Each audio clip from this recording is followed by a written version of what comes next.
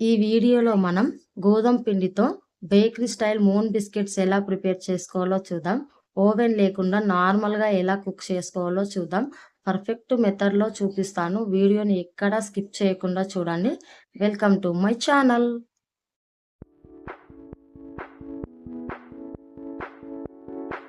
దీనికి కావాల్సిన ఇంగ్రీడియంట్స్: ఒక కప్పు గోధుమ పిండి, ముప్పావు కప్పు ఆయిల్, హాఫ్ కప్పు షుగర్ని మెత్తగా పౌడర్ లాగా గ్రైండ్ చేసుకొని మిక్సింగ్ బౌల్లోకి వేసుకోండి.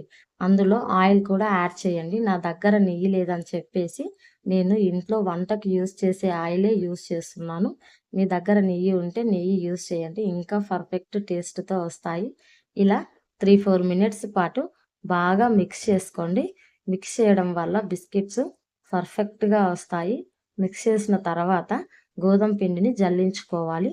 అందులో కొంచెం సాల్ట్, కొంచెం వంట సోడా యాడ్ చేసుకొని జల్లించుకోండి. జల్లించుకోవడం వల్ల బిస్కెట్స్ ముద్దలు ముద్దలుగా రాకుండా పర్ఫెక్ట్గా వస్తాయి, లేకపోతే ముద్దలు ముద్దలుగా వస్తాయి. జల్లించుకున్న తర్వాత పిండిని మెత్తగా ఒత్తుకుంటూ మిక్స్ చేయండి. గట్టిగా ఒత్తుకుంటూ మిక్స్ చేయడం వల్ల బిస్కెట్స్ గట్టిగా వస్తాయి. మెత్తగా ఒత్తడం వల్ల బిస్కెట్స్ సాఫ్ట్గా వస్తాయి. మీకు ఒకవేళ ఆయిల్ కొంచెం తగ్గినట్టయితే ఆయిల్ యాడ్ చేసుకోండి, మరేం పర్వాలేదు. ఇలా మెత్తగా మిక్స్ చేసుకున్న తర్వాత పిండి ఇలా సాఫ్ట్గా రావాలి. సాఫ్ట్గా వస్తేనే పిండి పర్ఫెక్ట్గా వచ్చినట్టు. ఒక 5 మినిట్స్ పాటు పక్కన పెట్టి తీసుకొని దాన్ని క్రాక్స్ లేకుండా ముద్దలాగా చేసుకోండి. ముద్దలాగా చేసుకొని ఇలా ఓపెన్ చేసి చూడండి. ఇలా సాఫ్ట్గా వస్తేనే బిస్కెట్స్ సాఫ్ట్గా క్రంచీగా వస్తాయి. ఇలా ముద్దని మరీ ఒకసారి ఇలా సాఫ్ట్గా చేసుకొని చపాతీ పీటకు ఆయిల్ అప్లై చేసి చపాతీలాగా మెత్తగా ఒత్తుకోండి. చపాతీ కర్రతో ఒత్తితే క్రాక్స్ వస్తున్నాయి. చపాతీ కర్రతో కాకుండా వేళ్ళతో మెత్తగా ఒత్తుకొని ఇలాంటి బౌల్ కానీ ఒక గ్లాస్ కానీ తీసుకొని కట్ చేసుకోండి. నాకు కొంచెం షేప్ అవుట్ అయ్యాయి. మీకు కరెక్ట్ షేప్ కావాలంటే షేప్ కట్ చేసేటివి ఉంటాయి కదా, అవి తీసుకొని కట్ చేసుకోండి. చాలా టేస్టీగా వచ్చాయండి. చాలా పర్ఫెక్ట్గా కుదిరాయి. నేను ఫస్ట్ టైం ట్రై చేశాను, పర్ఫెక్ట్గా వచ్చాయి నాకైతే. మీరు ఒకసారి ట్రై చేసి చూడండి, పిల్లలు ఇష్టంగా తింటారు.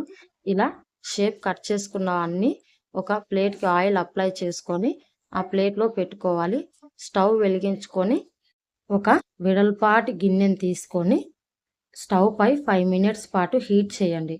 హీట్ చేసిన తర్వాత ఒక స్టాండ్ కానీ ఇలాంటి ఒక బౌల్ కానీ ఉంటే మధ్యలో పెట్టుకొని దానిపై బిస్కెట్స్ ప్లేట్ పెట్టుకోండి. చుట్టుముట్టు కొంచెం ఓపెన్ ఉండేటట్టు చూసుకోండి, ఎందుకంటే బిస్కెట్స్ పర్ఫెక్ట్గా కుక్ అవ్వాలంటే చుట్టుముట్టు సైడ్స్ కొంచెం ఓపెన్గా ఉండాలి. దానిపైన మూత క్లోజ్ చేసుకొని దానిపైన ఒక బరువాటిది పెట్టండి. నాకు మూత టైట్గా ఉంది కాబట్టి నేను ఎలాంటి బరువు పెట్టలేదు. స్టవ్ని లో ఫ్లేమ్లో పెట్టుకొని 25 మినిట్స్ పాటు కుక్ చేయండి. కుక్ చేసిన తర్వాత 25 మినిట్స్ ఆగి మూత తెరిచి చూడండి. ఇలా బిస్కెట్స్ కుక్ అయితే పర్ఫెక్ట్గా కుక్ అయినట్టు.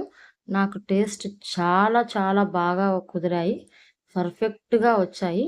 గట్టిగా రాకుండా, మెత్తగా రాకుండా, సాఫ్ట్గా క్రంచీగా వచ్చాయి. ఇంత పర్ఫెక్ట్గా వస్తాయని నేను అస్సలు అనుకోలేదు. నేను కూడా ఫస్ట్ టైం ట్రై చేశాను. షాక్ అయ్యాను నేను, ఇంత పర్ఫెక్ట్గా వచ్చాయి బేకరీ స్టైల్లో అని.